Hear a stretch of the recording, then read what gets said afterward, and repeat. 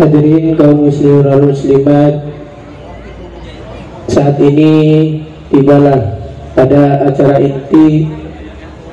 Marilah kita dengarkan ceramah agama yang akan disampaikan oleh Al-Mukarram Romo Profesor Kiai Haji Sukron Makmun dari Jakarta.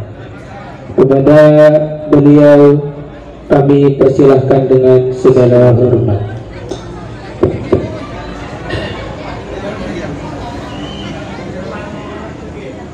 Assalamualaikum warahmatullahi wabarakatuh. Waalaikumsalam warahmatullahi wabarakatuh. Bismillahirrahmanirrahim. Alhamdulillahi rabbil alamin.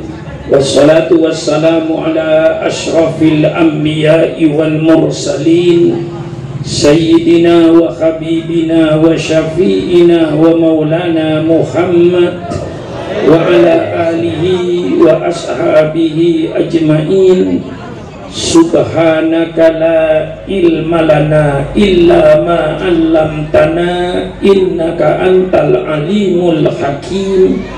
La haula wa la quwwata illa billahil aliyyil azim. Amma ba'du.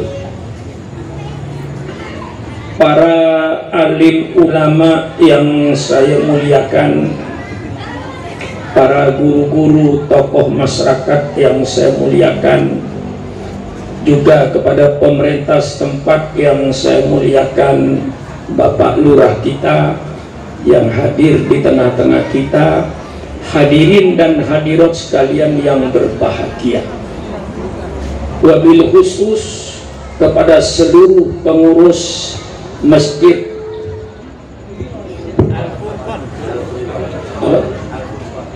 Masjid Al-Furqan Kebun Nanas dan seluruh jajarannya, saya ucapkan terima kasih atas segala kegiatannya, atas segala aktivitasnya dalam rangka untuk menghidupkan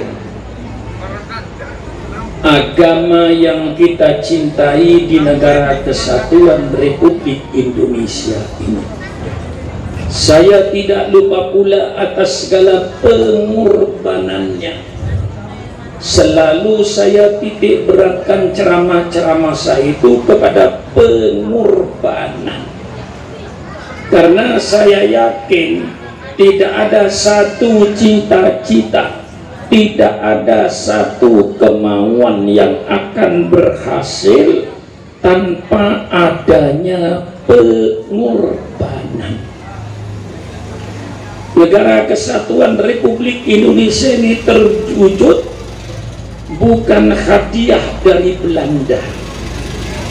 Negara Kesatuan Republik Indonesia berdiri bukan hadiah dari Jepang, tapi negara kesatuan ini berdiri tegak di atas aliran darah dan cucuran air mata rakyat Indonesia. Mulai tahun 1825 perang Diponegoro, umat Islam dengan para ulamanya berbondong-bondong untuk mengusir Belanda. Berapa juta wanita yang jadi janda, berapa juta anak yang menjadi yatim karena bapaknya gugur di medan perang. Inilah pengorbanan. Jadi negara Kesatuan Republik Indonesia berdiri di atas aliran darah dan cucuran air mata rakyat Indonesia. Alhamdulillah, insya Allah yang paling besar kontribusinya berdirinya negara Kesatuan Republik Indonesia itu adalah darahnya umat Islam. Oleh sebab itu pemimpin-pemimpin bangsa ini harus kenal sejarah bangsanya. Kalau menjadi pemimpin bangsa tidak kenal sejarah bangsanya, akhirnya kebijaksanaannya tidak bijaksana. Kalau ada orang yang bertanya kepada saya, sejauh mana pengorbanan umat Islam untuk mendirikan NKRI ini, saya jawab dengan fakta. Kalau pemerintah ingin tahu tentang pengorbanan umat Islam untuk mewujudkan NKRI ini, selalu dan sering saya katakan, adakan sensus kuburan. Tapi yang saya maksud bukan kuburan umum. Alhamdulillah, setiap kota kabupaten mesti ada taman pahlawannya.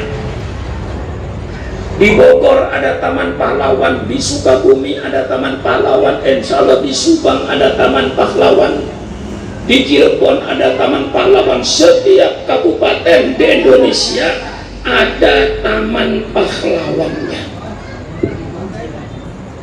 Kalau pemerintah ingin tahu tentang pengorbanan umat Islam untuk mendirikan NKRI ini, persilahkan pemerintah adakan sensus kuburan.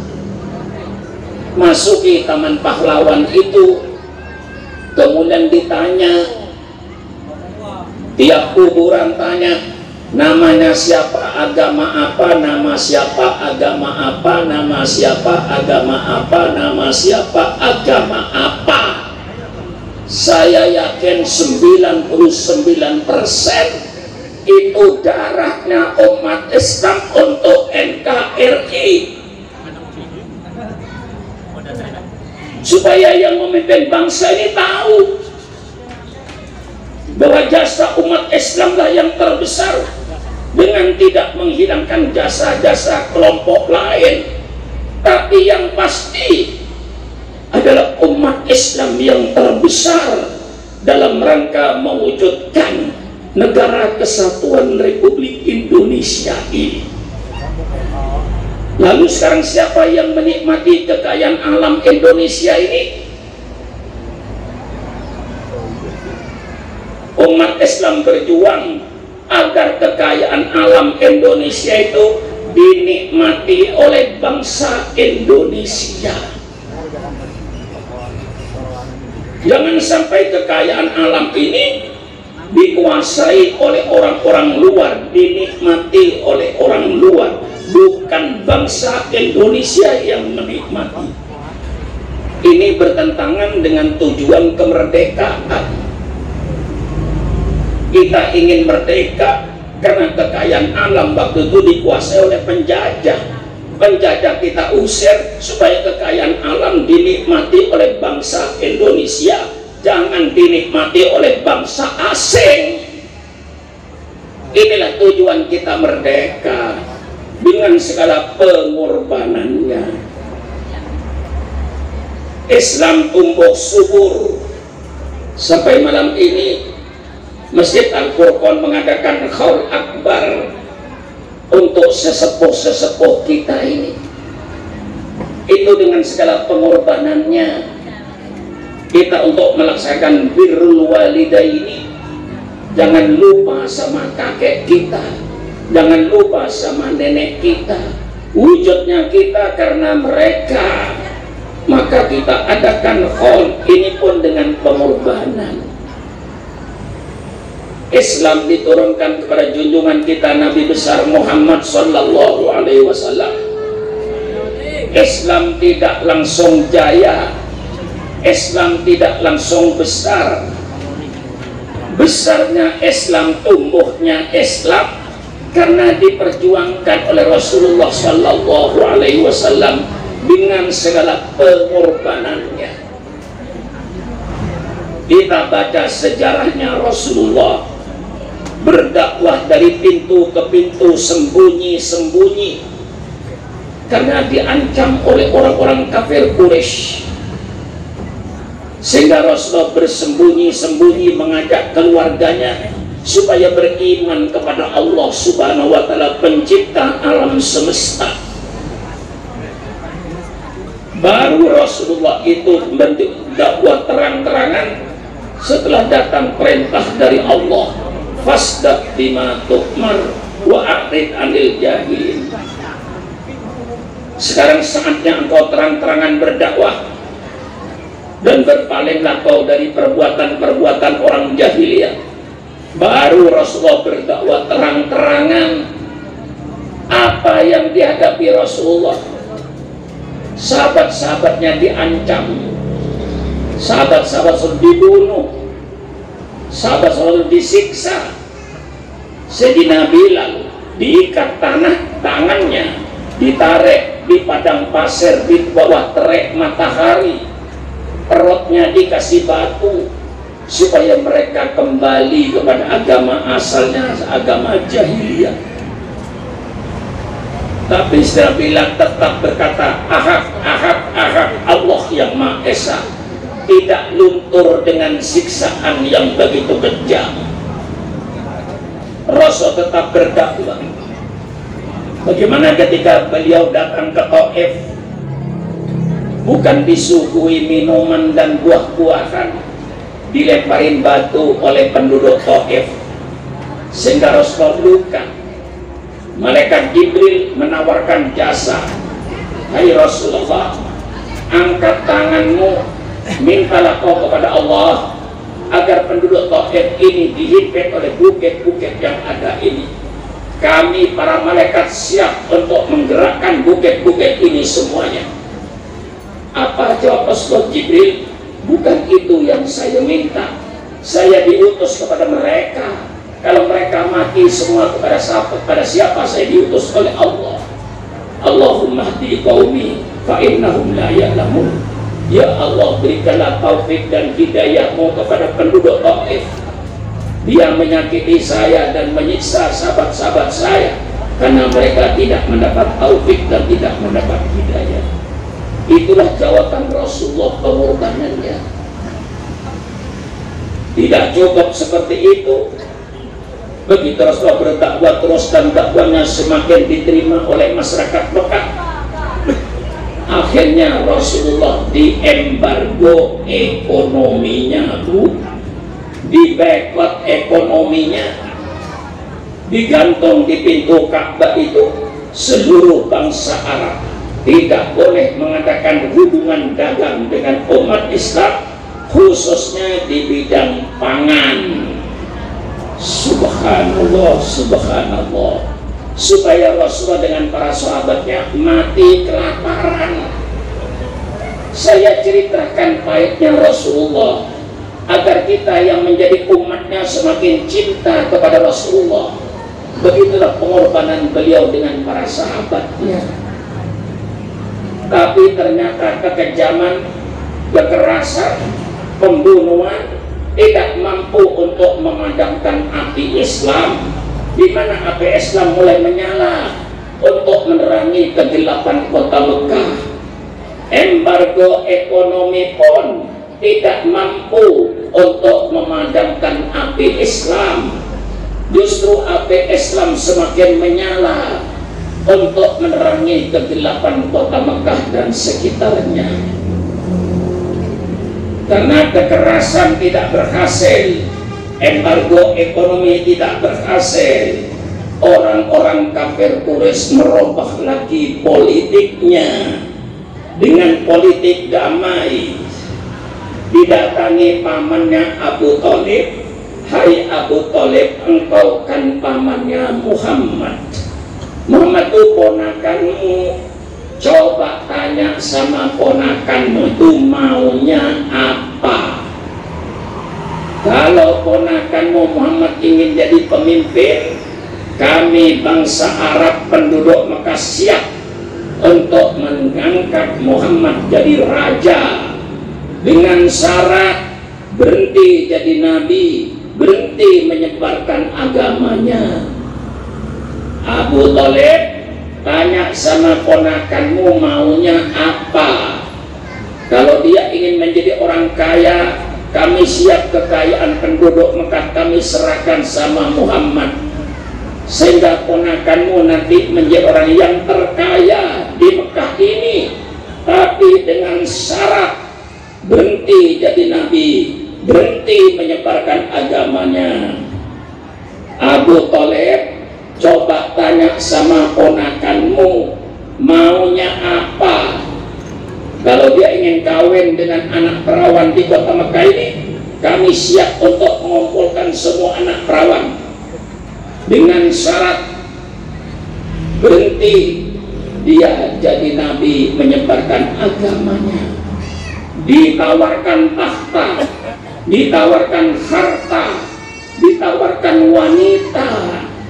Terus lo jawab, "Jangan itu Abu Thalib pamanku. Letakkan matahari di tangan kananku, letakkan rembulan di tangan kiriku. Aku tidak akan berhenti menjalankan perintah Allah ini. Apa Islam yang jaya, apa saya yang hancur." Subhanallah, itulah pengorbanan nabimu 1400 tahun yang lalu. Kita sekarang tinggal menikmati hasil daripada perjuangan Rasulullah. Karena semua politik dijalankan gagal semua, dengan kekerasan, dengan pembunuhan gagal, embargo ekonomi gagal, ditawarkan harta dan tahta dan wanita gagal. Kemudian orang kafir Quraisy mengadakan musyawarah bagaimana caranya untuk menghabisi gerakan Muhammad ini. Segala macam cara sudah kita laksanakan, sampai ditawarkan jadi raja, ditawarkan harta, ditawarkan wanita, masih ditolak. Mereka mengadakan musyawarah di Darun Nadwa yang waktu itu dihadiri oleh iblis yang berpakaian seperti manusia ikut hadir. Ditanya oleh orang Mekah, "Siapa kau?" "Saya dari Najd. Mendengar Anda mau musyawarah, saya ingin menyumbang pikiran." Berkumpullah tokoh-tokoh Arab, tokoh-tokoh Quraisy. Kemudian Abu Jahal berkata, "Kalau begini Muhammad itu tangkap saja, masukkan dalam rumah, kunci supaya dia tidak keluar. Selama Muhammad keluar masuk kampung, keluar masuk desa, suaranya didengar oleh mereka, sehingga agama mereka akan lebih besar, nanti agama kita akan hilang. Tangkap saja Muhammad, masukkan ke dalam penjara." Iblis berkata, "Pendapatmu tidak benar. Tidak ada gunanya Muhammad di penjara. Mengapa? Keluarganya adalah orang-orang besar, keluarganya golongan bangsawan, pasti sukunya nanti akan membela, mengeluarkan dia dari penjara. Sia-sia Muhammad di penjara, tidak ada gunanya. Angkat tangan lagi Abu Jahal. Kalau gitu Muhammad usir saja ke luar negeri, supaya tidak ada di negeri Mekah. Iblis berkata, bahaya usulmu. Kalau Muhammad diusir ke luar negeri, pasti di luar negeri dia nanti berdakwah. Kalau pengikut dia di luar negeri besar, pasti negara kami nanti akan diserbu dari luar negeri. Berbahaya Muhammad diusir ke luar negeri. Di penjara tidak ada gunanya. Diusir ke luar negeri berbahaya. Akhirnya Abu Jahal bilang, kalau begitu bunuh saja Muhammad ini. Iblis berkata, ini pendapat yang benar, bunuh Muhammad, tidak ada jalan lain. Jalan apapun pasti gagal. Satu, bunuh Muhammad ini. Akhirnya seluruh pemuda-pemuda Quraisy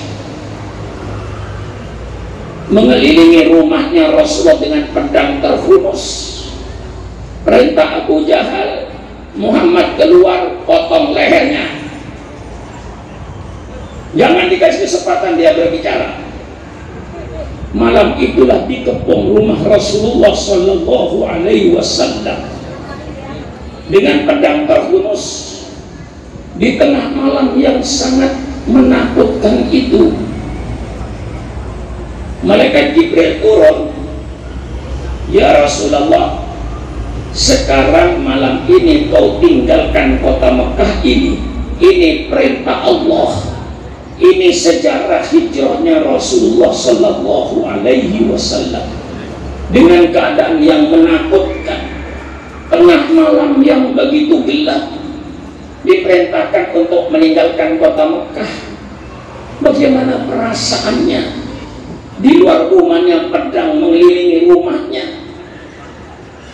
Dengan pertolongan Allah Subhanahu wa Ta'ala, namun ngambil pasir, dia baca qul huwallahu ahad, qul a'udzu binnas. Dia baca sebagian surat dari surat Yasin. Wa ja'alna min baini aydihim saddan wa min khalfihim saddan fa awsaynahum fahum la yubsirun. Pasir dilemparkan, mereka semuanya menjadi ngantuk tertidur. Rasulullah keluar dengan aman.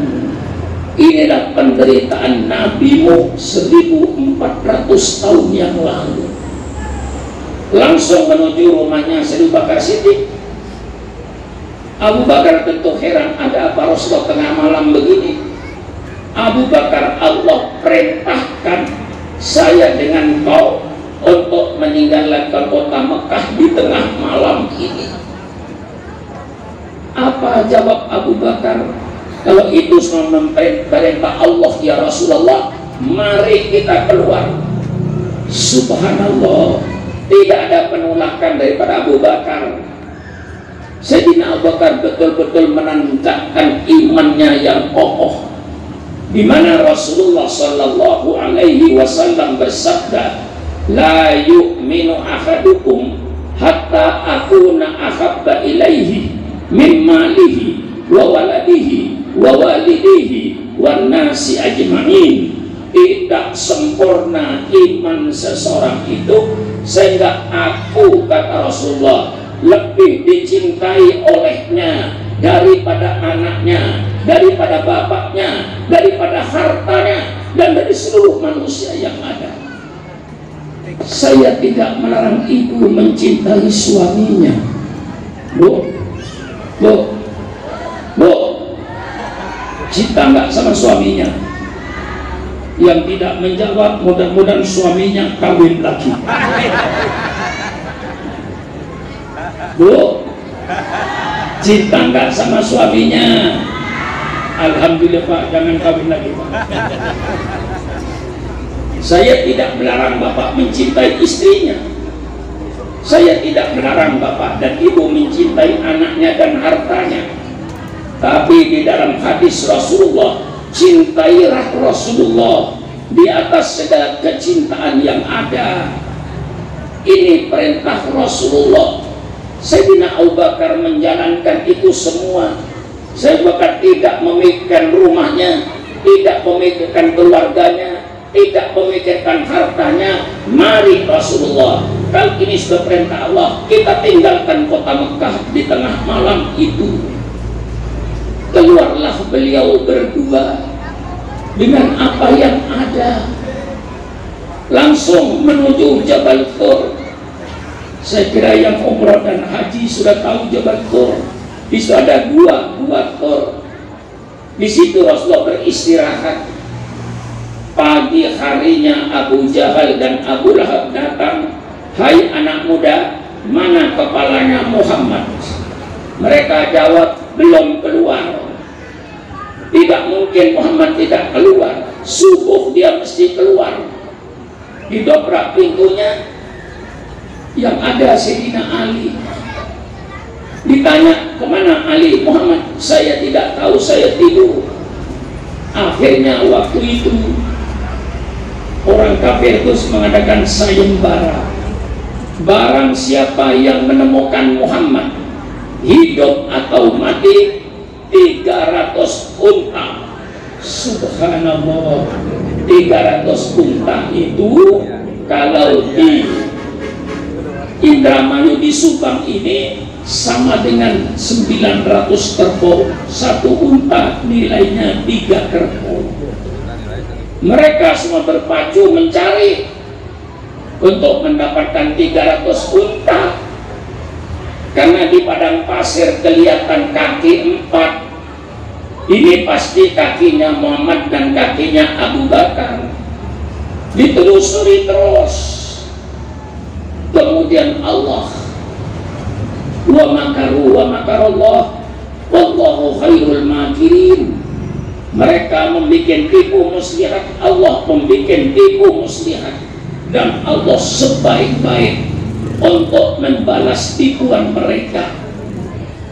Labah-labah disuruh bikin sarang yang rapi, merpati bertelur. Begitu mereka sampai di depan Jabal Tur, semuanya berteriak, tidak ada orang, tidak ada orang, tidak. Lihat itu sarangnya, labah-labah tidak robek, masih utuh, tidak ada lubang, pasti tidak ada orang. Kembalilah mereka itu selamat, dapat perlindungan dari Allah Subhanahu wa Ta'ala. Hanya dengan sarang labah-labah mereka sudah tertipu, sehingga menyatakan tidak ada orang. Sayyidina Abu Bakar berkata, ya Rasulullah, seandainya mereka melihat ke bawah, pasti melihat kita. Dalam Al-Quran disebutkan, idhuma fil qar idha qala li sahibi la tahzan innallaha ma'ana. Hai Abu Bakar, kau tidak usah sedih, Allah bersama kami, kata Rasulullah sallallahu alaihi wasallam. Disinilah penderitaan Nabimu, pengorbanan yang akhirnya mereka meneruskan perjalanan menuju ke kota Madinah. Sampailah di kota Madinah, disambut oleh penduduk Madinah dengan riang gembira, yang akhirnya disitulah Rasulullah mendirikan satu negara Madinah. Disitulah dakwahnya terus berkembang sampai sekarang dengan pengorbanannya. Ini saya jelaskan tentang pengorbanan supaya kita mengukur apa pengorbanan kita terhadap agama Islam. Itulah pengorbanan mereka. Karena mereka mau berkorban, alhamdulillah kita tidak jadi korban. Kita hidup enak kayak begini nih karena pengorbanan orang-orang yang terlebih dahulu. Mereka berkorban dengan darahnya, mereka berkorban dengan hartanya. Alhamdulillah dengan pengorbanan mereka, alhamdulillah kita semua tidak jadi korban. Lalu sekarang apa pengorbanan kita? Kalau orang sebelum kita sudah berkorban, sekarang apa pengorbanan kita? Saya ajak Bapak dan Ibu, mari kita sekarang berkorban. Untuk siapa kita berkorban? Bukan untuk kita, Mari kita berkorban untuk anak cucu kita. Selamatkan anak cucu kita. Ku anfusakum wa ahlikum. Jagalah dirimu dan keluarga-keluargamu dari api neraka. Selamatkan anak kita, selamatkan cucu kita, selamatkan keturunan kita. Kita sedang perlu berkorban untuk anak cucu kita. Mari kita sekarang saya ajak kembali pada zaman sahabat. Ketika zaman sahabat Rasulullah, seluruh para sahabat mempunyai pikiran, saya wajib menghidupkan Islam. Untuk menghidupkan Islam tentu perlu biaya. Setiap sahabat merasa saya wajib membiayai Islam. Ketika mau mengadakan peperangan, untanya, kurmanya, kambingnya, korban semua. Saya minta supaya umat Islam sekarang termasuk di kebun nanas ini, saya beragama Islam. Islam perlu kita pelihara. Untuk memelihara yang tentu wajib biayanya. Maka saya wajib membiayai Islam. Ini ingin saya serukan supaya semua umat Islam ini merasa punya kewajiban untuk menghidupkan Islam, membiayai Islam. Dari mana kita akan Islam? Banyak cara. Saudara, sebagian hartanya sisihkan untuk Islam.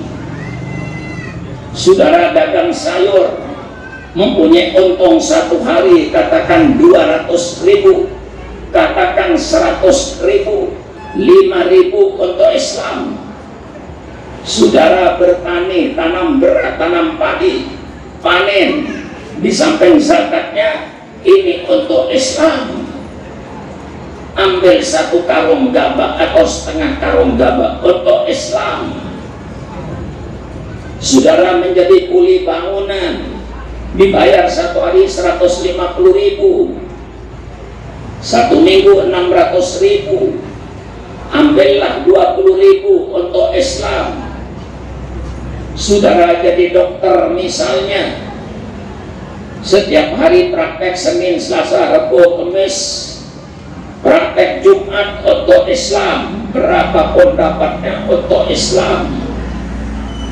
Saudara jadi pegawai negeri, dapat gaji 3 juta, paling kecil 4 juta, 5 juta, sisihkan 50.000 untuk Islam.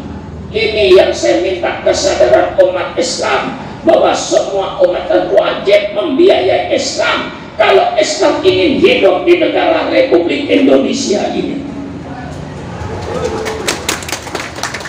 Supaya semuanya umat Islam punya perasaan, saya wajib membiayai Islam. Bisa lewat masjid. Alhamdulillah Bu, mungkin ibu ketika saya pidato di masjid ini, ibu belum lahir. Mungkin kata bapak-bapak belum lahir. Saya 45 tahun yang lalu pidato di sini. 45 tahun yang lalu. Yang umurnya 45 tahun berarti sedang lahir. Yang umurnya 50 tahun baru 5 tahun. Yang umurnya 53 tahun baru di SD. Saya sudah pidato di sini. Nah, saya minta semua umat Islam supaya punya perasaan saya wajib membiayai Islam.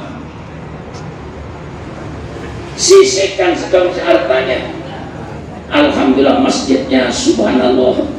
Ketika dulu saya pidato di masjid ini nggak kayak begini, masjidnya jelek. Alhamdulillah, alhamdulillah. Masjid ini tentu perlu biaya. Masjidnya hidup, Islam hidup. Maka ketika masuk masjid tiap hari Jumat, tolong saya minta maaf kepada bapak-bapak. Kalau bapak-bapak ketika tromol masjid diedarkan, Kemudian Bapak memasukkan duit 2.000 rupiah. Maaf, 1.000 maaf. Bapak jangan merasa sudah berkorban. Kalau Bapak dan Tremon Masjid memasukkan 2.000 rupiah, itu Bapak sedang menghina agamanya. Menghina agamanya, tidak menghargai Islam. Masa masuk masjid indah kayak begini, listriknya, airnya, begitu Jumatan 2.000 rupiah, penghinaan terhadap agama. Maaf, ya. Jangan 2.000 Pak. Ke kebun binatang saja di Jakarta bisa 15.000. Yang dilihat monyet. Betul apa tidak? Lihat monyet Bu. Di sini masuk masjid, usolli sunnatan tahiyatal masjid. Setelah itu mendengarkan khotib berkhutbah, subhanallah, menjalankan ibadah sholat Jumat. Setelah itu sholat ba'diyatal Jumat. Masjidnya bagus, keramiknya bagus, listriknya bagus. Dananya 2.000. Itu penghinaan besar-besaran terhadap agama Islam.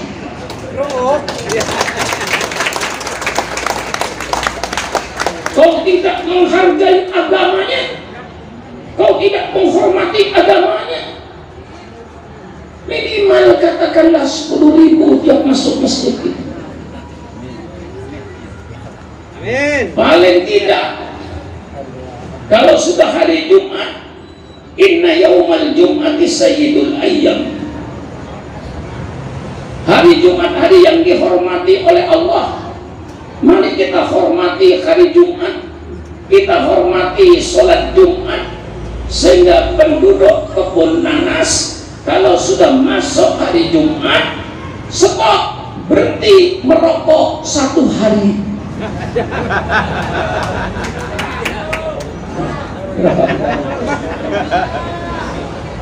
Harga rokok kata Kiai 25.000.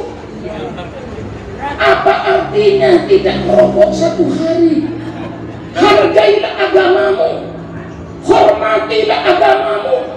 Kalau agamamu ingin jaya, agamamu ingin hebat, agamamu ingin disegani oleh umat lain, mari kita hidupkan, biayai oleh kita sendiri. Jangan sampai Islam dibiayai oleh orang lain. Mengapa umat Islam diombang-ambingkan kayak bola di kaki anak kecil? Mengapa? Karena kadang-kadang dibiayai oleh orang lain, sehingga diatur oleh orang lain. Maka Anda harus mandiri, jangan menggantungkan nasibnya pada orang lain. Mari kita Islam biayai oleh orang Islam sendiri. Bu, matanya melotot dipanggil nggak nyaut. Di tempat saya Bu, kalau matanya melotot dipanggil nggak nyaut, itu namanya ikan asin Bu. Ibu tiap hari belanja ke pasar, ada lebihnya 2.000, 5.000 masukkan kotak. Sabtu, Minggu, Senin, Selasa, Rabu, Kamis, 7 hari Jumat buka, ada duit 35.000. Titipkan sama suaminya, Bu, Pak, ini 20.000 masukkan di terowongan masjid untuk saya nanti di kuburan. Kalau saya bisa dengan Bapak, bisa dengan keluarga saya di kuburan, inilah nanti akan menghibur saya di kuburan. 20.000, 15.000-nya ke majelis taklim. Di mana ada majelis taklim, bawa 15 itu kasih. Majelis taklimnya hidup, masjidnya hidup, dibiayai oleh orang Islam sendiri, bukan dibiayai orang lain. Apalagi kalau dibiayai oleh si kafir-kafir itu, tambah rusak Islam ini. Gimana kira-kira penjelasan saya ini? Apa? Jelas ya? Nah, ini pengorbanan. Kalau kita tidak mau berkorban, sekarang saya tanya sama ibu, Islam itu harus hidup, Bu. Hidupnya Islam perlu biaya, Bu. Hidupnya masjid perlu biaya. Siapa yang akan membiayai masjid? Siapa yang akan membiayai majelis taklim?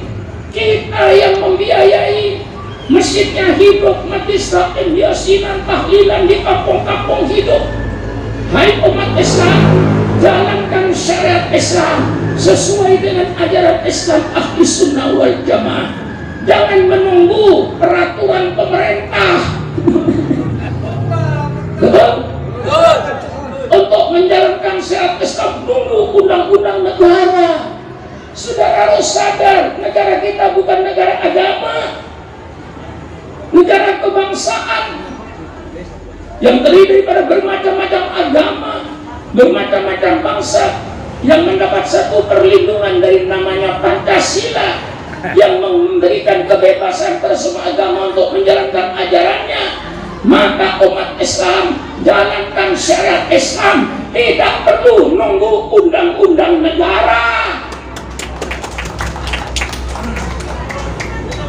Kita jalankan sendiri untuk jadikan suri teladan kepada umat yang lain. Agama Islam diturunkan oleh Allah untuk dijadikan contoh.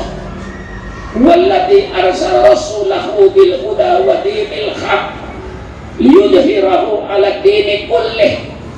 Dialah Allah yang mengutus utusannya para nabi, para rasul dengan petunjuk dan agama yang benar, liyudhhirahu 'ala dini kullih, supaya ditampakkan dan diperlihatkan syariat Islam ini kepada seluruh umat manusia di permukaan bumi ini. Syukran makmun berkewajiban untuk memperlihatkan syariat Islam kepada bangsa Indonesia ini. Bangsa Indonesia mau mengambil syariat Islam, alhamdulillah.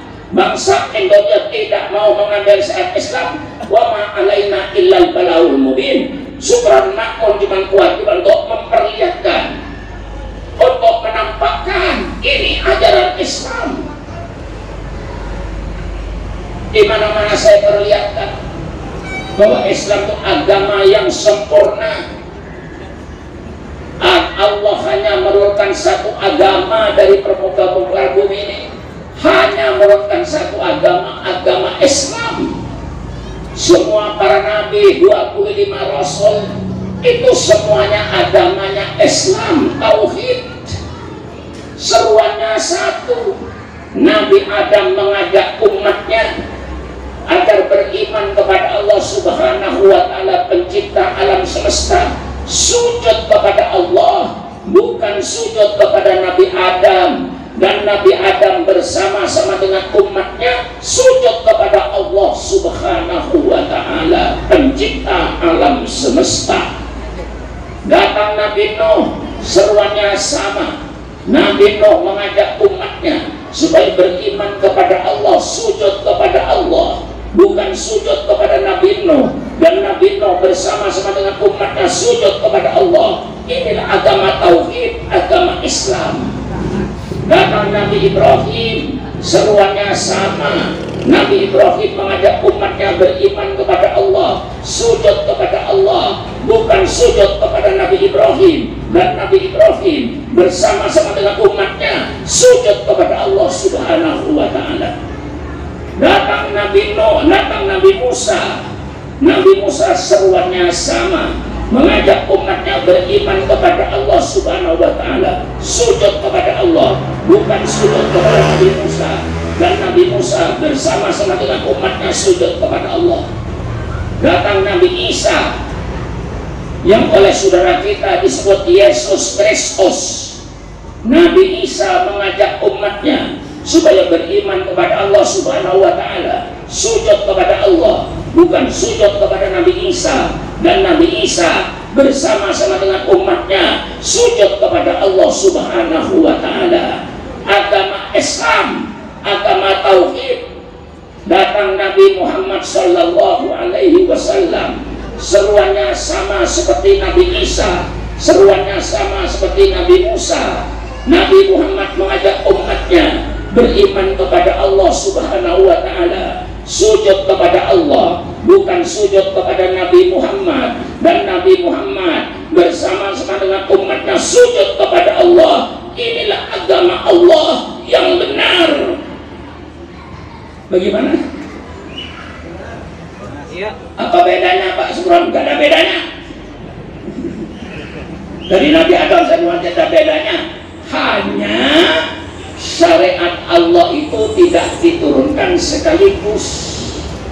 Syariat Allah diturunkan oleh Allah sesuai dengan kondisi dan kebutuhan manusianya. Zaman Nabi Adam tidak ada undang-undang nyolong. Mengapa zaman Nabi Adam tidak ada undang-undang nyolong? Karena zaman Nabi Adam tidak ada orang nyolong. Mengapa tidak ada orang nyolong? Karena tidak ada orang. Betul gak? Betul gak? Siapa yang mau nyolong? Langit dan bumi cuma miliknya Nabi Adam dengan istrinya berdua. Tidak ada nyerobot sawah. Jangankan sawah, jangankan kapling, negara nggak ada sama Nabi Adam. Nggak ada Malaysia, nggak ada Mekah, nggak ada Belanda, nggak ada Indonesia, yang ada dunia. Milik siapa? Milik Nabi Adam dan Siti Hawa. Tidak ada orang nyolong. Zaman Nabi Adam, undang-undang perkawinan dipermudah. Mengapa tidak ada undang-undang perkawinan seperti kita sekarang? Karena zamannya berarti tidak ada orang kawin. Mengapa tidak ada orang kawin? Karena tidak ada orang. Yang kawin hanya anaknya Nabi Adam. Sejak zaman Nabi Adam pada Allah dikasih kemudahan. Kakak kandung kawin dengan adik kandung kawin dengan kakak kandung. Zaman Nabi Adam. Kalau di kebun nanas sekarang ada orang mau kawin dengan adik kandungnya karena cantik, itu anak salah lahir. Mestinya lahirnya zaman Nabi Adam baru boleh. Datang Nabi Nuh disempurnakan, datang Nabi Ibrahim disempurnakan, datang Nabi Musa disempurnakan dengan kitab Tauratnya, datang Nabi Isa disempurnakan dengan kitab Injilnya, datang Nabi Muhammad turunlah agama Allah sempurna, dijadikan Nabi penutup karena agama Allah sudah sempurna, sehingga kitab-kitab selainnya ditarik oleh Allah. Sekarang saudara mau cari kitab Taurat yang asli, tidak bakalan ketemu.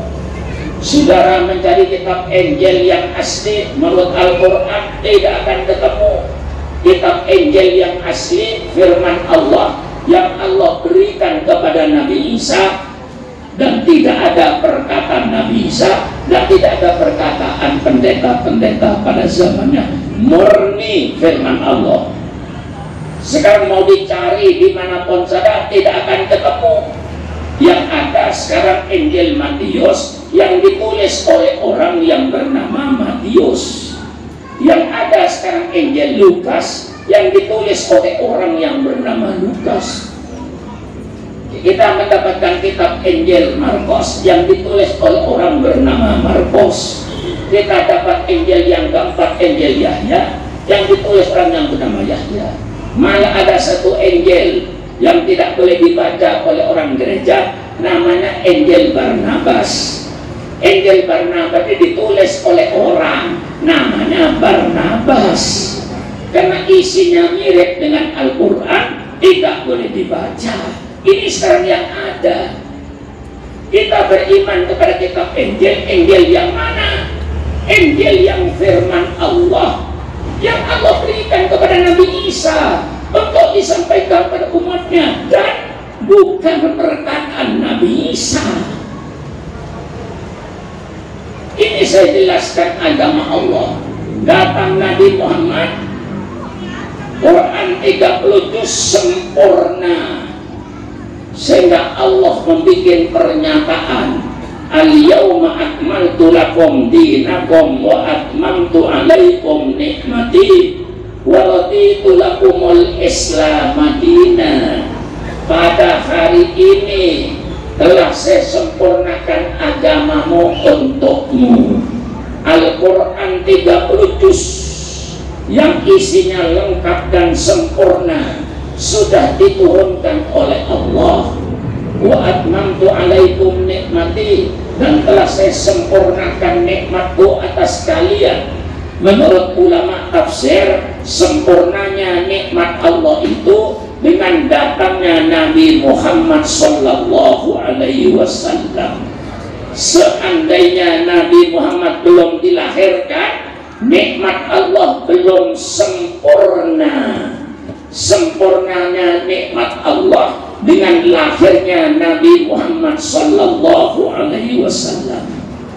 Kemudian Allah menyatakan, wa raditu lakumul Islam madina. Kata Allah, bukan kata syukran makmun. Kata Allah, saya ridho, saya rela Islam sebagai agamamu. Agama yang diridhoi oleh Allah hanya agama, hanya agama, hanya agama. Inna dina indallahil Islam. Sesungguhnya agama yang diridhoi oleh Allah hanya agama. Ini jadikan keyakinan oleh kita semua. Dan Islam diturunkan oleh Allah untuk mengatur kehidupan manusia, baik kehidupan manusia di dunia maupun kehidupan manusia di akhirat, diatur oleh Islam. Tidak ada kehidupan yang tidak diatur oleh Islam. Maka kita hidup ini untuk melaksanakan perintah Allah. Kita hidup ini untuk menjauhi larangan Allah. Bukan kita mengikuti ajaran yang datang dari barat. Kebebasan adalah hak asasi manusia. Itu ajaran murtad. Saya katakan dengan tegas, kalaupun mau menerima kebebasan asasi manusia, tapi kebebasan manusia yang dibatasi oleh Pancasila, dibatasi oleh Undang-Undang Dasar 45, dibatasi oleh Al-Quran dan Sunnah Rasulullah. Kebebasan tanpa batas hanya untuk binatang dan orang gila. Mantap.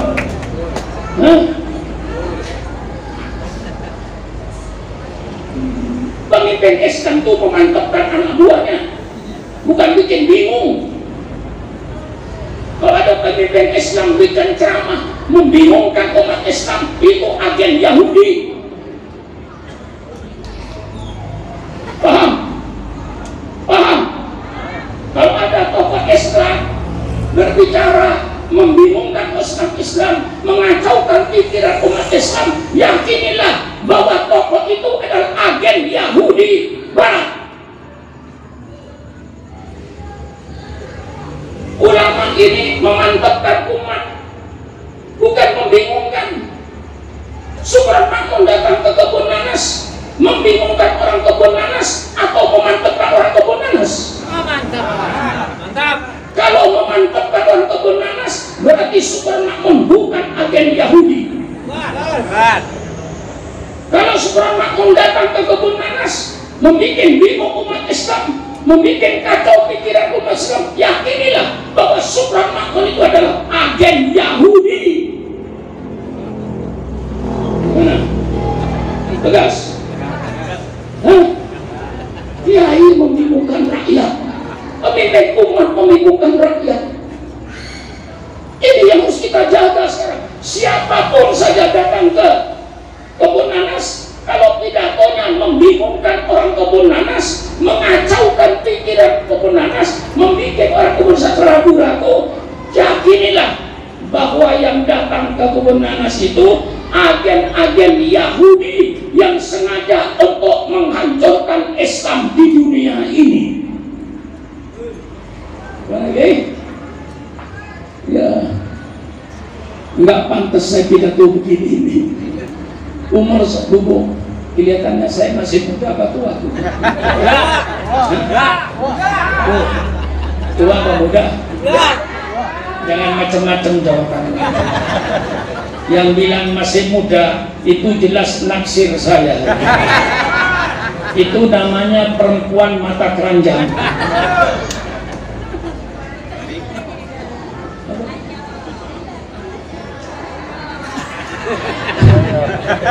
Umur sudah nggak usah kacau lah. Umur saya Bu sekarang ini, kalau menurut bulan Jawa, istilah orang sini, umur saya sudah mendekati 86. Kalau bulan Masehi, Januari Februari, umur saya sudah lebih dari 83. 43 tahun yang lalu saya pidato di sini. 45 tahun yang lalu saya pidato di masjid ini, masih jelek. Sampai sekarang, alhamdulillah. Jangan ganggu Islam. Kalau kau mengganggu Islam, Subran Makmun yang umurnya 83 tahun, komputer saya akan berputar menjadi 38 tahun umur saya. Dan saya buktikan dengan pidato saya. Maka lahirlah di barat itu namanya liberalisme. Kebebasan adalah hak asasi manusia. Tujuannya liberalisme ini, kebebasan adalah hak asasi manusia. Seorang tokoh liberal, Humphrey Cox, Amerika, menyatakan tujuannya liberalisme ini untuk membebaskan manusia dari asuhan agama. Agama ini dianggap membelenggu, agama ini dianggap membatasi kebebasan manusia. Ini wajib, ini haram, ini namanya membelenggu kebebasan manusia. Manusia supaya bebas dari asuhan agama. Inilah yang dimaksud liberalisme. Maka saya katakan, persilakan liberalisme masuk ke Indonesia. Kebebasan adalah asasi manusia, masuk ke Indonesia.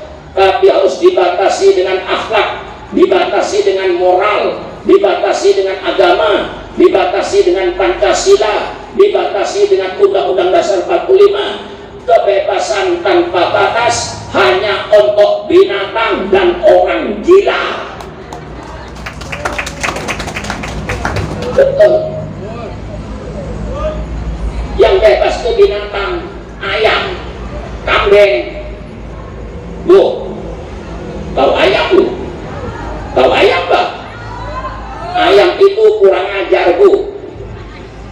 Ayam bertelur 6 biji, lalu ngerem, setelah itu netes 6 biji jadi ayam kecil, anak ayam.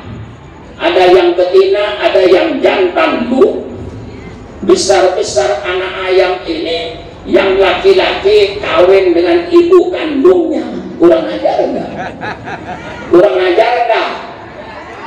Itu ayam. Maka kebebasan ala asasi manusia yang tidak dibatasi dengan agama, tidak dibatasi dengan Pancasila, tidak dibatasi dengan Undang-Undang Dasar 45, itu namanya pembinatangan bangsa Indonesia. Bangsa Indonesia mau dijadikan binatang, pengayaman bangsa Indonesia, pengkambingan bangsa Indonesia.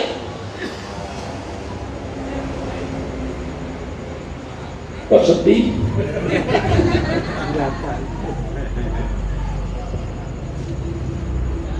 Ini saya jelaskan.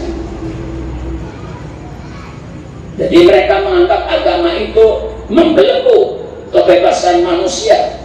Maka lahirlah namanya liberalisme dari Eropa. Liberalisme ini bukan ajaran Islam. Itu dilahirkan oleh bangsa Eropa yang mereka trauma terhadap agamanya. Mereka terhadap agamanya trauma, ingin membebaskan diri daripada agamanya.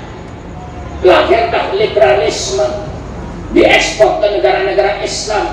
Kami tidak pernah trauma dengan agama kami. Kami menerima ajaran agama kami.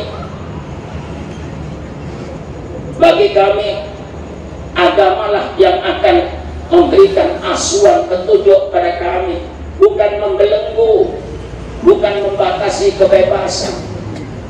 Allah ciptakan syukran makmun bukan untuk semau gue. Allah ciptakan syukran makmun tidak untuk sakarbi dewe. Paham semua itu bahasanya? Allah ciptakan syukran makmun bukan untuk semau-maunya. Allah ciptakan syukran makmun untuk melaksanakan perintah-perintah Allah yang sangat besar manfaatnya. Syukran makmun diciptakan oleh Allah untuk menjauhi larangan-larangan Allah yang sangat berbahaya bagi kehidupan manusia. Maka Islam diturunkan untuk mengatur kehidupan manusia di dunia dan untuk mengatur kehidupan manusia di akhirat. Jadi Islam itu mengatur segala kehidupan manusia. Islam mengatur rumah tangga. Islam mengatur bagaimana bertetangga, ber-RT, ber-RW.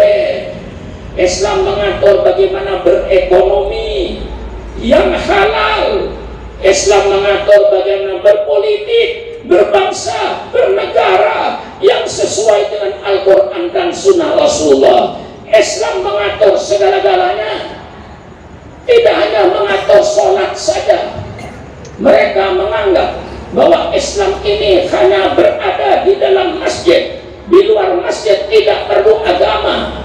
Agama hanya di dalam masjid. Sholat, sujud, zikir, sholawatan, marhabanan, bungkus berkat, pulang, selesai. Itu Islam. Di luar itu tidak ada. Itu keluar dari manusia-manusia yang goblok.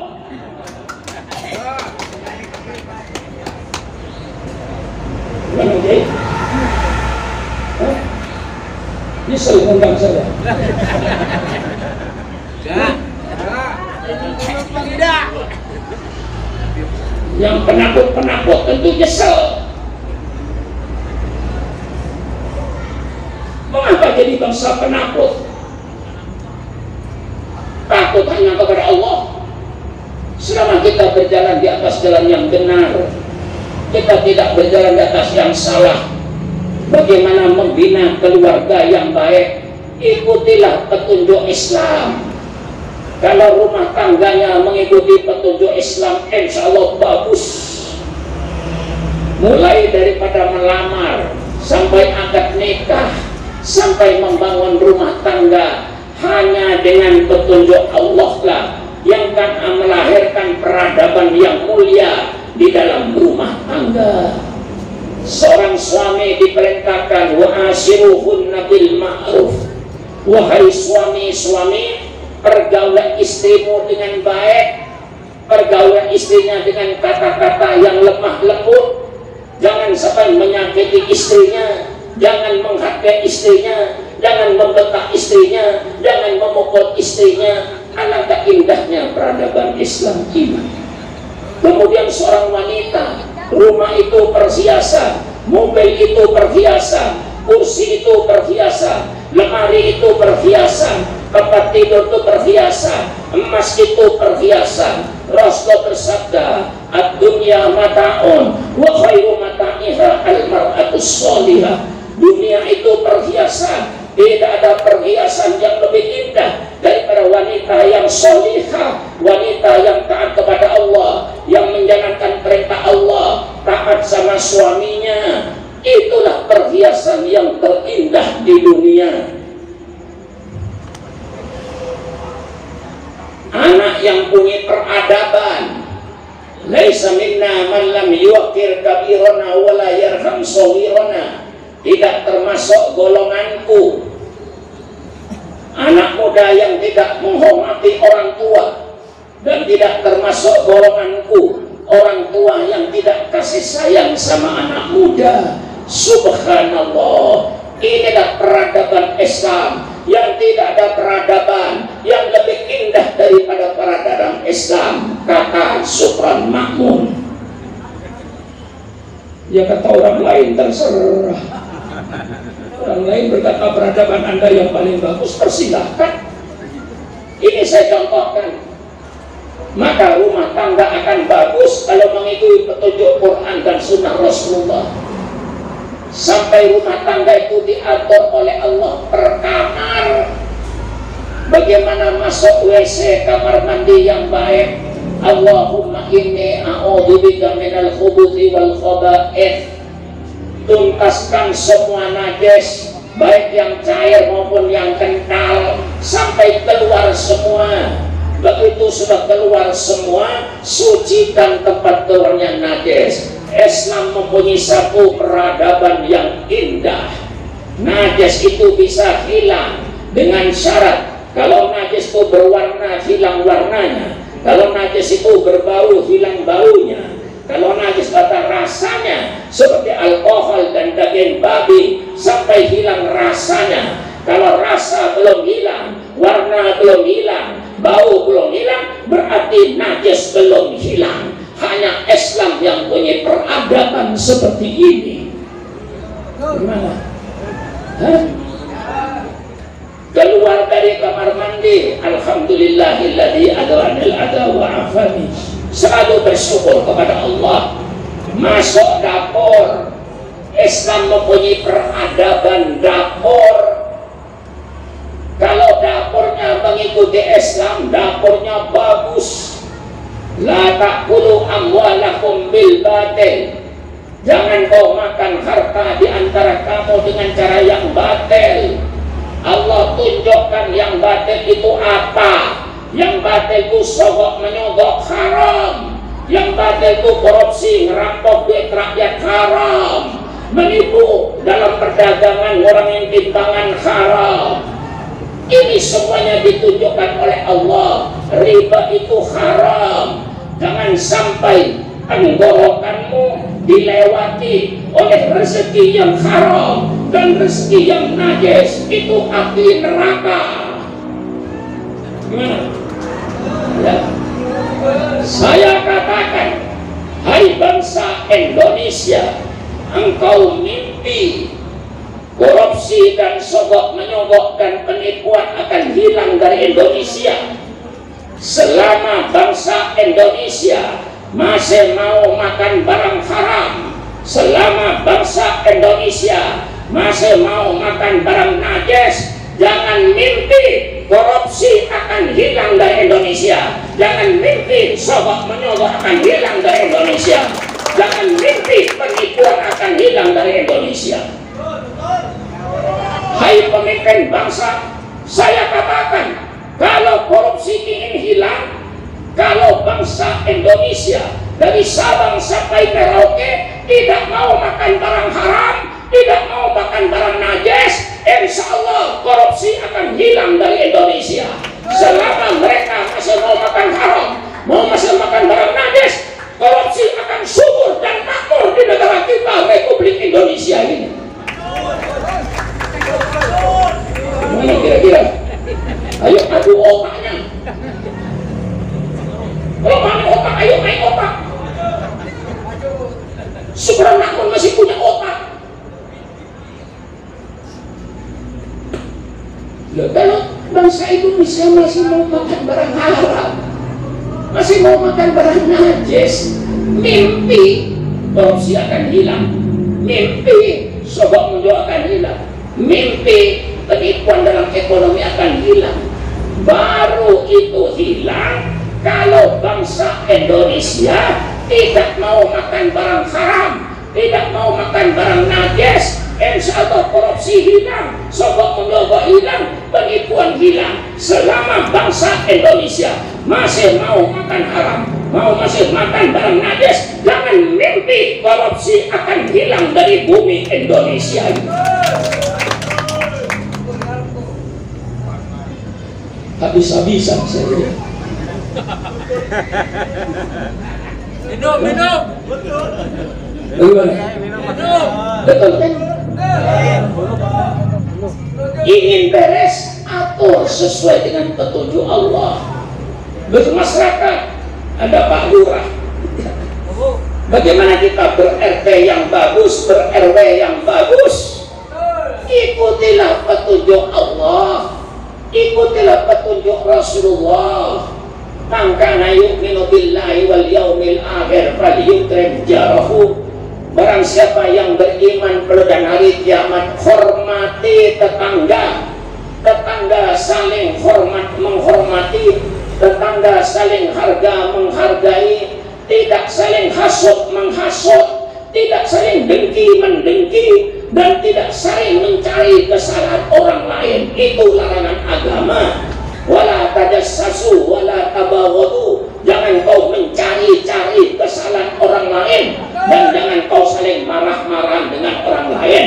Jangan hasut menghasut, jangan dengki mendengki, jangan iri hati dengan apa yang ada pada tetangga lain.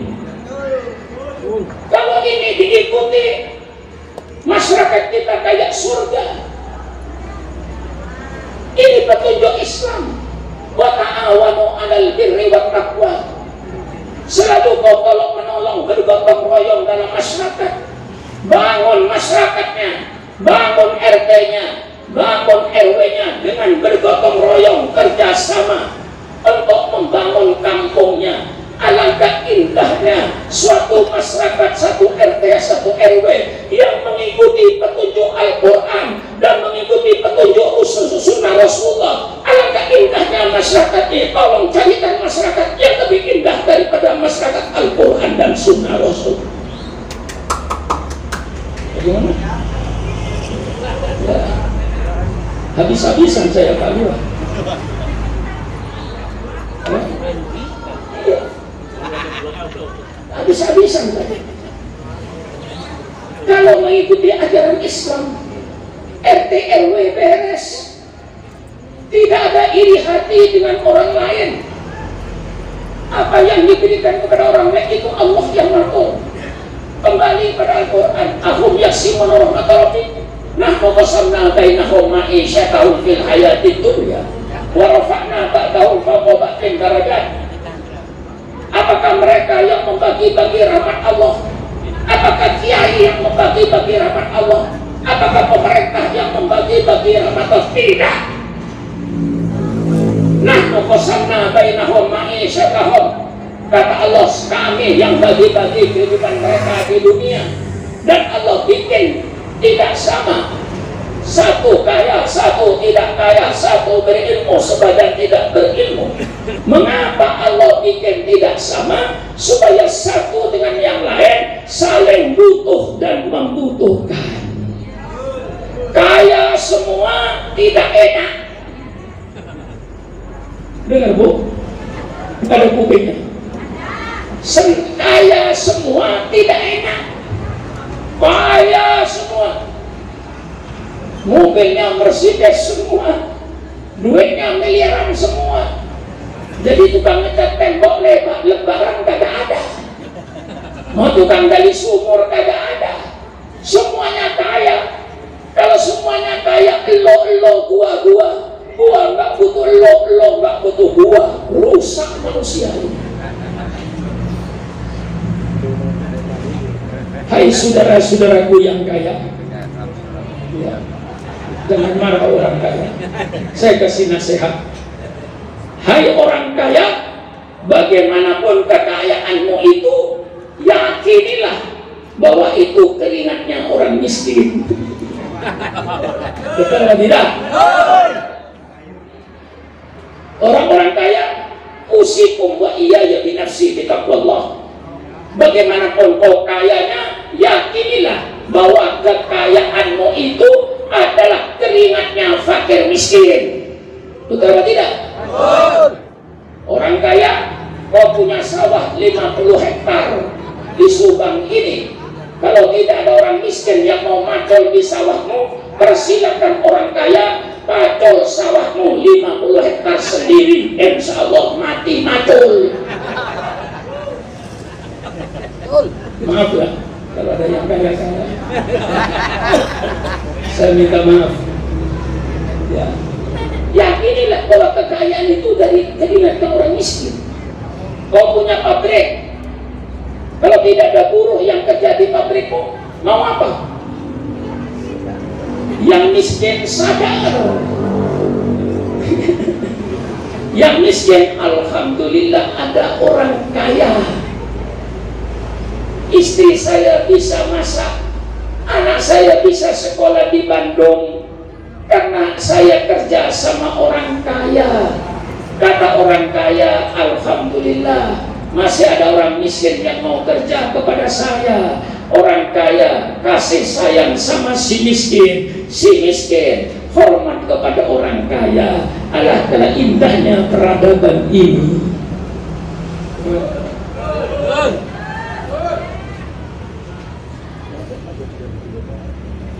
Tidak ada lebih indah di peradaban Islam. Ekonomi kalau diatur secara Islam tidak ada penipuan. Persilakan baca kitab Fathul Qorib yang lengkap. Persilakan baca kitab Fathul Mu'in yang lengkap.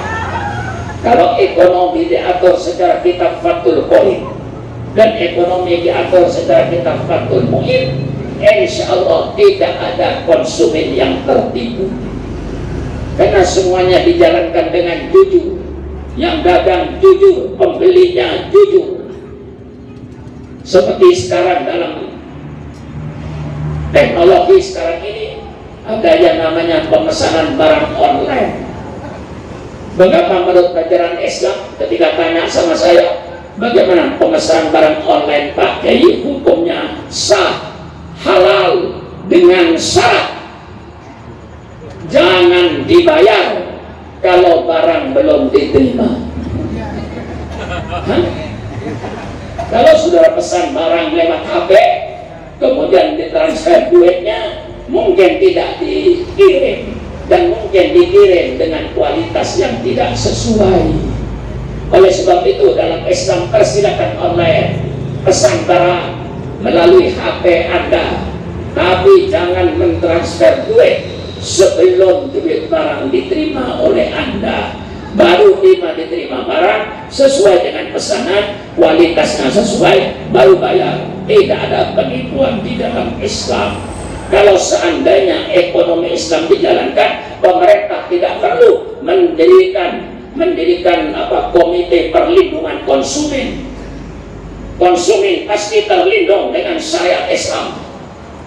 Tidak ada penipuan dalam perdagangan, tidak ada ngurangin timbangan dalam perdagangan. Itu diatur oleh Islam. Kalau ekonomi ingin Islam, atur secara Islam. Tanah sama Surah Makmun. Berpolitik atur secara Islam. Kullukum ra'in wa kullukum mas'ulun an ra'yatihi. Sekalian adalah pemimpin. Setiap pemimpin akan dimintai pertanggungan jawab berhenti atas kepemimpinannya di padang mahsyar, bukan di dunia. Tanggung jawab di dunia bisa nipu, laporan bisa bohong. Kadang-kadang ada laporan bawahan ke atasan bohong. Kadang-kadang laporan atasan ke bawahan bohong. Manusia bisa dibohongi, yang tidak bisa dibohongi hanya Allah Subhanahu wa Ta'ala. Maka jadi pemimpin jangan berbohong, jadi pemimpin yang jujur, yang akan nanti dimenterkan oleh Allah. Politik diatur secara Islam, insya Allah akan aman, tidak ada hoax, tidak ada jatuh menjatuhkan, tidak ada fitnah memfitnah, tidak ada jelek menjelekkan. Itu dalam Islam. Tidak seperti politik sekarang ini, politik hoax, pembohongan, jatuh menjatuhkan, jelek menjelekkan, saling mencari kesalahan lawan. Itu pekerjaan yang tidak dibenarkan di dalam agama Islam. Maka Islam itu mengatur segala-galanya, bukan hanya mengatur sholat saja, mengatur rumah tangga, mengatur bertetangga, mengatur ekonomi, dan mengatur politik. Itulah Al-Quran dan Sunnah Rasulullah. Yang tidak menerima pidato saya ini, persilakan datang ke tempat saya. Ayo berdiskusi. Saya tunjukkan ayat-ayat politik, saya tunjukkan tunjukkan ayat hadis-hadis politik, insya Allah puluhan, ratusan akan saya tunjukkan kepada Anda bahwa Al-Quran bicara politik, bahwa sunnah Rasul bicara politik. Karena politik itu penting. Politik itu adalah ilmu yang terhormat. Ilmu politik itu ilmu yang mempelajari bagaimana cara mengatur suatu negara. Itu ilmu yang mulia. Politik itu bersih, suci. Yang rusak itu pelaku politik. Bukan politik yang jahat. Yang jahat pelaku politik. Islam tidak jahat, tapi kadang-kadang yang jahat orang Islam. Saya tanya, di kebun nanas itu ada nggak orang Islam yang nyolong sepeda motor? Jangan bilang banyak, saya tersinggung. Ada gitu. Ada orang Islam yang nyolong sepeda motor, ada. Apakah Islam itu jahat? Tidak. Yang jahat itu orang Islamnya. Politik itu suci, politik itu bersih kalau jujur. Yang rusak itu bukan politik, pelaku politik. Siapa pelaku politik? Supaya rakyat tahu. Pelaku politik itu termasuk bupati, termasuk wali kota, termasuk gubernur, termasuk presiden, termasuk menteri, termasuk anggota DPR dan DPRD. Itu semuanya pelaku politik. Di antara mereka itu ada yang jahat, yang bagus banyak, yang jahat juga. Ayo saya jelaskan. Bagaimana Pak Dua? Penjelasan saya. Mantap. Nilai. Jangan dikatakan Pak Sukron keras. Yang keras itu bukan saya, keras suaranya. Kalau saya nggak keras, saya nyatakan itu pelaku politik.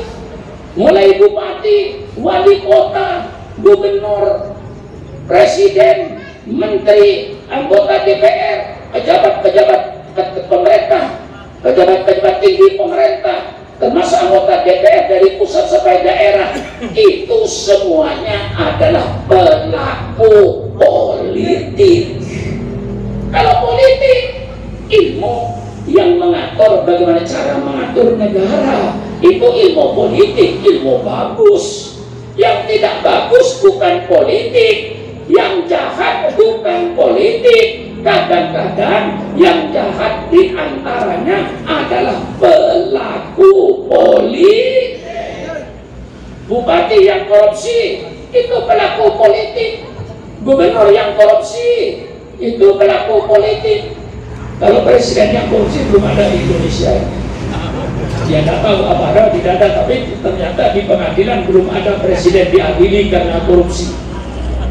Menteri yang korupsi itu pelaku politik banyak dan mereka beriman. Gubernur yang korupsi itu beriman, bupati yang korupsi beriman, DPR yang korupsi itu beriman, tapi tidak bertakwa kepada Allah. Maka pilih pemimpin itu dalam Islam pemimpin yang beriman dan bertakwa kepada Allah. Doa kita kepada ya Allah, berikan kami pemimpin yang mencintaimu ya Allah, dan pemimpin yang dicintaimu oleh Allah. Betul kan saya? Berikan ya Allah kami pemimpin yang mencintai Allah dan Allah mencintainya. Kalau itu tidak boleh, pilih PKI yang tidak dicintai oleh Allah dan tidak mencintai Allah. Dalam Islam itu sudah baku, pilih pemimpin yang siddiq, itu Islam.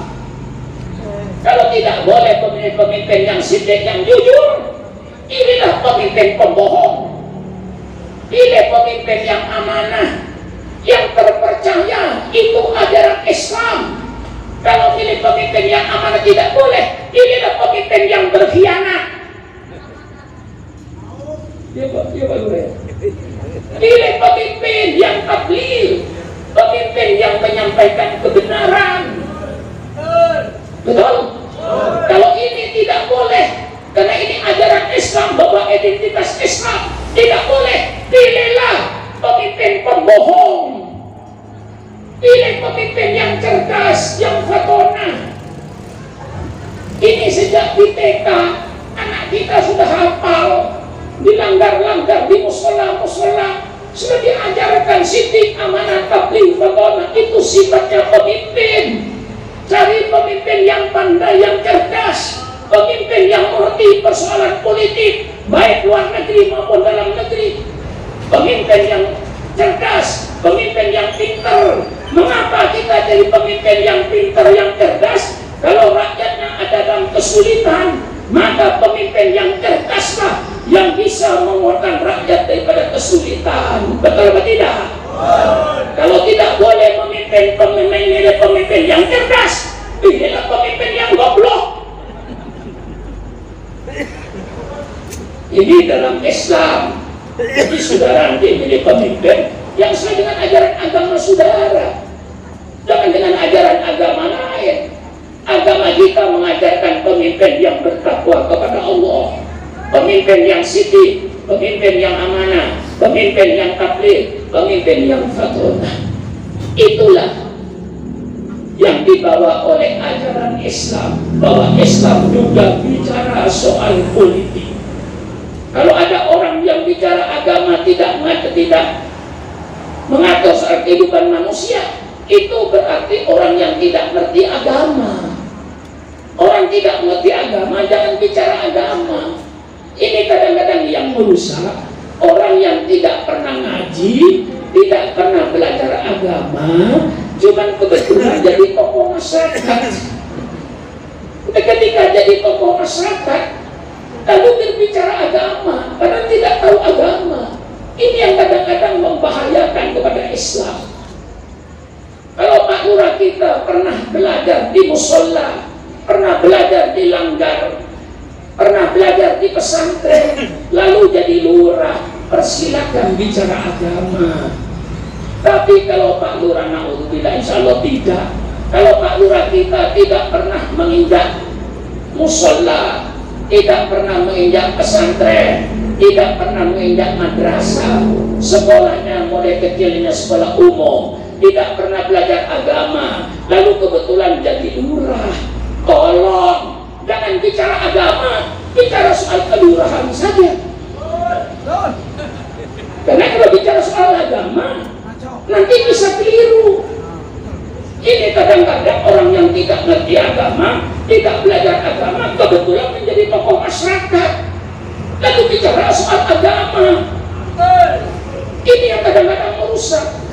Kalau Pak Lurah kita memang sering ke masjid, hadir ke pengajian kayak begini, mengerti agama, belajar, lalu kebetulan jadi lurah, sehingga ketika dia bicara soal agama, kita terima. Memang dia belajar agama, kebetulan jadi lurah, persilakan bicara agama. Kalau sama sekali tidak pernah belajar agama, tidak pernah bergaul ke masjid, tapi kebetulan menjadi tokoh masyarakat, lalu bicara agama semau-maunya, ini kadang-kadang yang merusak Islam, kadang-kadang yang seperti ini. Maka bicaralah pada tempatnya. Kalau Anda ngerti agama, bicara agama lah. Kalau tidak, bicara fungsi dia sebagai lurah. Bicaralah soal pembangunan kampung, saya jangan menyinggung agama. Tetapi kalau lurahnya memang ngaji, apalagi alumni pesantren, persilakan merangkap dua, bicara agama dan bicara soal pembangunan. Itu pada tempatnya. Inilah pesan saya kepada saudara-saudara. Alhamdulillah, silaturahmi bulan Syawal diisi dengan pengajian untuk menambah ilmu dan wawasan saudara. Saya kira cukup sekian saja. Kalau masih kurang, ngundang lagi. Siapa kamu? Jadi sekarang yang saya minta pada saudara, kalau saudara merasa orang Islam, harus tanamkan perasaan saya wajib membiayai Islam. Kalau saudara ada di organisasi, katakan Nahdlatul Ulama, saya ini tidak usah ragu-ragu saudara, saya ini orang NU asli.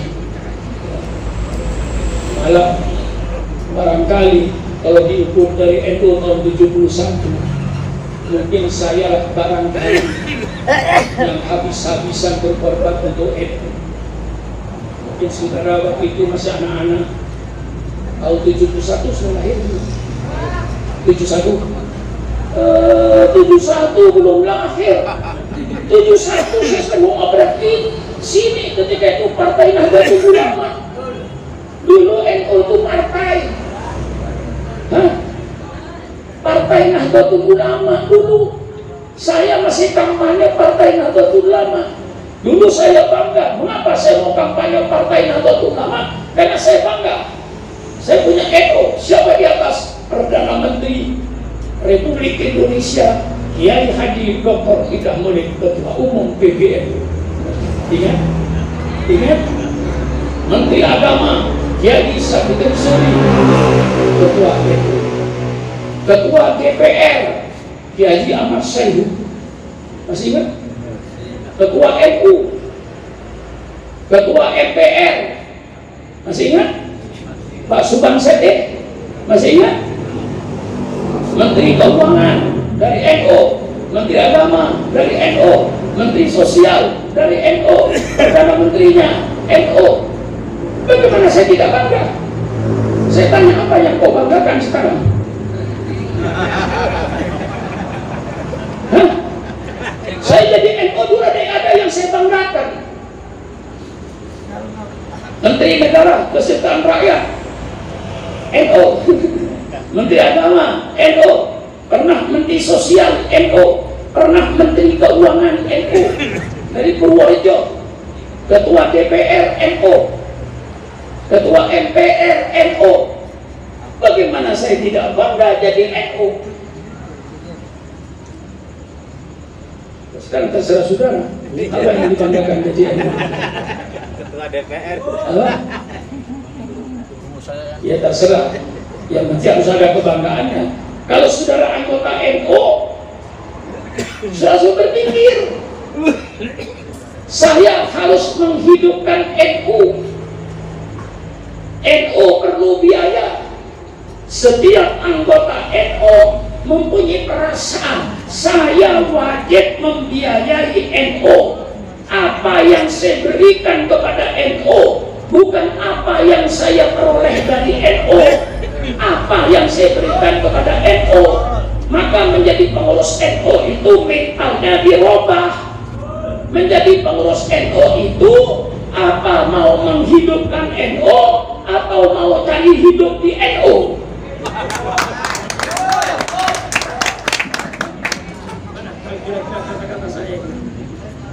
Benar gitu.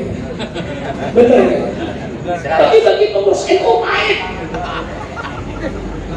Mudah-mudahan Anda tidak pahit dengan kata-kata saya, tapi saya jujur, terbuka. Saudara setiap menjadi pengurus NU, apakah pengurus cabang, apa pengurus beliau, apa pengurus pusat PBNU, mentalnya harus dirubah. Mari kita menghidupkan NU, jangan mencari hidup di NU.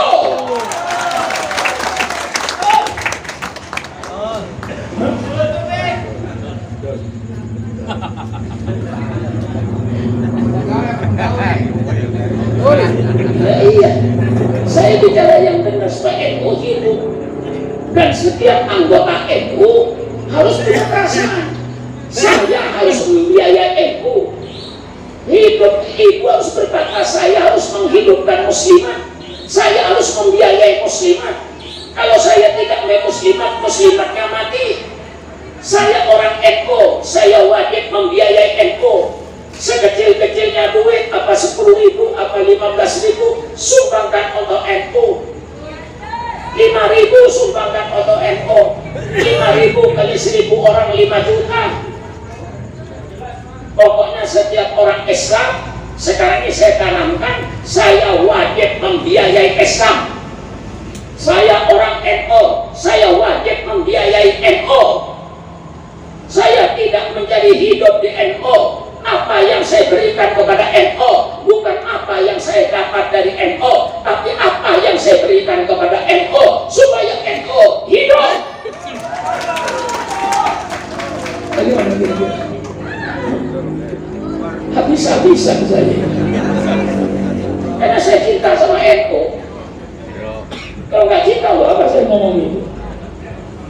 Kalau sudah tahun 71 tahun, tanya sama yang tua-tua ini, apa kerjaan Syukuran Makmum tahun 71?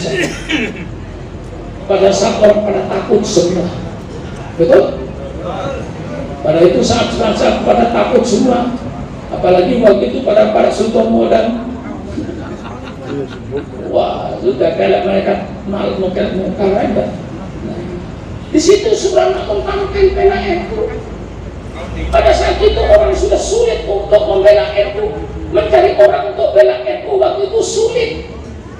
Di Cirebon tampil barangkali cuma 2 orang, saya dengan Punten. Ya Adnan, saya Punten, Fuad Hasim, itu aja yang kelihatan 3 orang itu yang berani. Tuan Nyowo pada waktu itu saudara belum tahu itu, belum lahir lagi. Kebetulan sekali jadi tokoh NU, mungkin tidak tahu sejarah NU. Nah inilah saya kembangkan, saya kasih tahu. Kalau kita cinta NU, setiap orang NU saya wajib membiayai NU. Percayakan. Tapi sekarang ini sedang terjadi krisis kepemimpinan. Untuk mencari percaya pada pimpinan agak susah sekarang ini. Maka pemimpin-pemimpin NU sekarang harus mengembalikan kepercayaan rakyat. Bagaimana supaya rakyat percaya kepada pengurus NU? Kalau pengurus NU-nya terpercaya oleh rakyat, insya Allah rakyat tidak akan berat untuk mengeluarkan duit kepada pemimpin NU yang terpercaya. Jangan dikhianati masyarakat ini. Kumpulkan duit tidak ada wujudnya. Tapi kalau ada wujudnya, insya Allah rakyat akan percaya. Maka sekarang mulai pimpinan-pimpinan NU kembalikan kepercayaan masyarakat itu kepada Nahdlatul Ulama. Kalau rakyat sudah percaya kepada Nahdlatul Ulama, insya Allah rakyat tidak akan segan-segan berkorban. NU zaman Kiai Hasyim Asy'ari itu warga NU siap jual tanah untuk NU, kadang-kadang jual sawahnya untuk NU, rumahnya kadang-kadang dijual untuk NU, yang rumahnya 1, 2, 3. Mereka tidak segan-segan untuk menjual sawahnya untuk NU. Karena waktu itu NU dipercaya kepemimpinannya. Sekarang kembalikanlah kepercayaan masyarakat itu. Mulailah pemimpin-pemimpin NU tunjukkan kejujuranmu kepada masyarakat. Tunjukkan perbuatanmu kepada masyarakat. Kalau masyarakat percaya, insya Allah mereka tidak akan segan untuk berkorban membiayai NU ini. Kalau NU ingin hidup, Islam ingin hidup, semua umat Islam dan semua warga NU mempunyai perasaan, saya wajib membiayai Islam, saya wajib membiayai NU, untuk nanti ini semuanya di akhirat sebagai celengan saya, sebagai amal jariah saya. Inilah mungkin pidato saya. Sekali lagi saya mohon maaf dan terima kasih pada seluruh pengurus Masjid Al-Furqan atas segala kegiatannya dan aktivitasnya dan pengorbanannya. Untuk apa? Untuk menghidupkan Islam. dengan adanya silaturahmi halal bihalal ini dalam rangka menghidupkan Islam, hidupkan dengan maulidnya, hidupkan dengan Isra Mi'rajnya, hidupkan dengan Ramadannya, sehingga agama Islam hidup di tengah-tengah bangsa ini. Sekian, kurang lebihnya saya mohon maaf. Wallahul muwaffiq ila aqwamit thoriq. Wassalamualaikum warahmatullahi wabarakatuh. Waalaikumsalam warahmatullahi wabarakatuh. Alhamdulillahirabbil alamin. Semoga kita semua mendapatkan keberkahan dari Allah Subhanahu wa taala. Mendekat acara yang terakhir, penutup sekaligus doa yang akan disampaikan oleh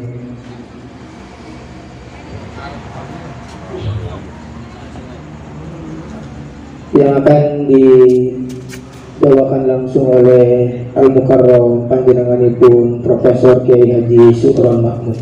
Waktu dan tempat kami persilahkan dengan segala hormat.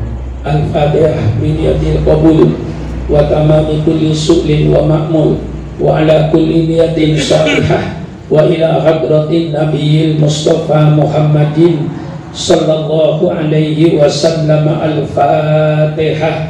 A'udzu billahi minasyaitonir rajim. Bismillahirrahmanirrahim. Alhamdulillahirabbil alamin.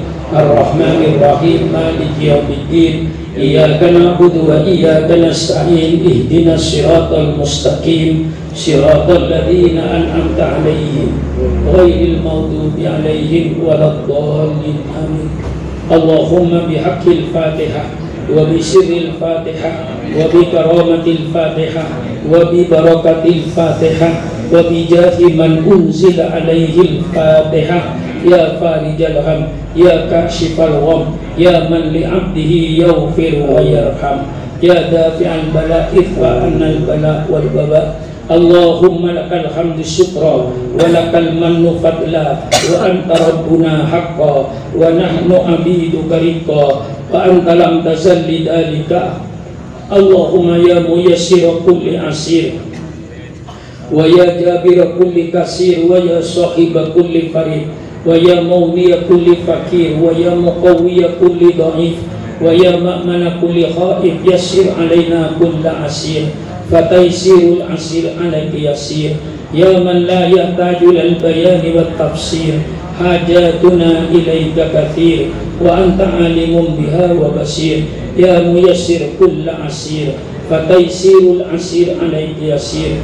Allahumma sahil umurana wa umur man yuhibbuna wa umur man yusaiduna wa umur man yakhdumuna wa umur man dakhala baitana wa umur muslimina wal muslimat wal mu'minina wal mu'minat al ahya'i min amwat. Rabbana ighfir lana wa li ikhwanina alladhina sabaquna bil iman.